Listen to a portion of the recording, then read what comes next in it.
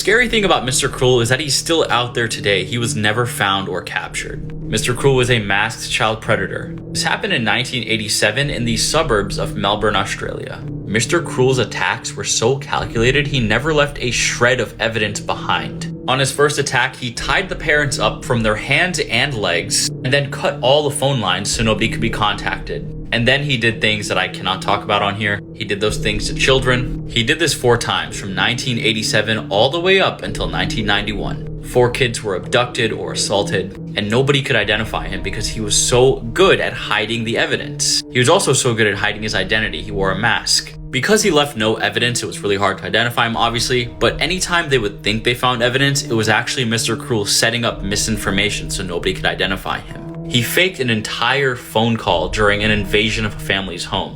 When they tried to look up the phone records, none could be found. Mr. Cruel would apparently stake out victims for weeks or months to memorize their schedule so he could plan his attack. On his last attack, he knew the family would be gone and the 13-year-old would be babysitting her 2 siblings. On that same night, as soon as the parents were gone, he invaded and did his usual thing. The last victim was Carmaine Chan. He abused her and then abducted her, locking her 2 younger siblings in the closet. They called for their father. The police rushed there as well, but everything was done. He was gone. The Chan family put a $300,000 reward if their daughter was found or brought back. The police were also involved in this. They were trying to set up Mr. Cruel and actually find out who he was. However, Carmaine Chan was never ever found again. Years later, a man walking his dog came upon a decomposed skeleton that was identified as Carmaine Chan. An autopsy found 3 bullet wounds to her skull. The police tried to narrow down to 30,000 suspects. They even surveilled over 30,000 houses and 15,000 people for questions. Every time they would get a name or some information, the trail would run cold. Anytime they had a lead on anything, it would just die out. To this day, Mr. Cruel has still not been identified.